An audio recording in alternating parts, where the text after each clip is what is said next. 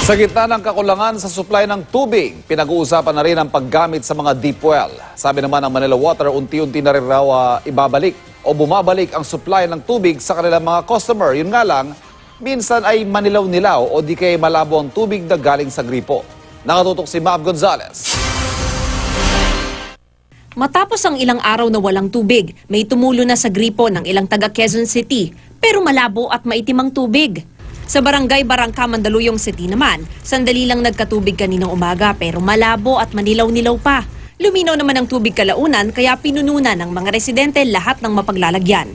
Sabi ng Manila Water, normal na iba ang kulay ng tubig kapag nagbabago ang water pressure at supply. Paaagusin lang daw ang tubig hanggang luminaw ito bago gamitin. Sa Barangay Addition Hills, 5 araw nang walang tubig. Wala pong laba-laba, pumapasok ang asawa ko. Gwardiya. Gano'ng kahirap ang wala ng tubig? Hirap po, di bali walang kuryente basta may tubig po. Kaya nang may magrasyon ng tubig kanina, parang piyesta. Ang mga bata naligo na sa kalsada. Ang mga bisis sumabay ng paglalaba. Ayon sa MWSS, susundin nila ang utos ni Pangulong Rodrigo Duterte na solusyonan ang krisis sa tubig. Pero hindi raw sa pamamagitan ng pag-release ng pang 150 days na supply ng tubig mula Angat Dam. We have actually released all the water already that can be accommodated sa Lamisa Dam. And that's about 4,000 milliliters per day. I already assured the President that through Secretary Villardia that please assure the President that MWS will solve this at its level. Meron pong physical constraints ang paglipat ng tubig from Angat down to our portal, our common portal. Hindi kaya, sir. Hindi kaya. Meron pong mga aqueducts at saka tunnels na kailangan pang expand.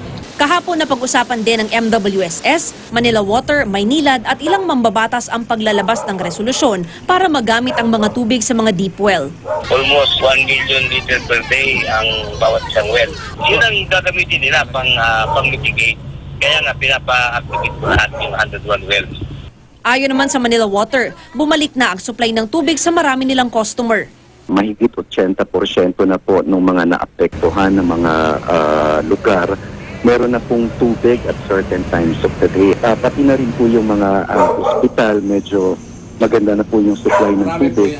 Sinabi rin ng Manila Water na unti-unti na ring tumataas ang level ng tubig sa kanilang reservoir, pero magsasagawa pa rin daw ang Manila Water ng operational adjustments.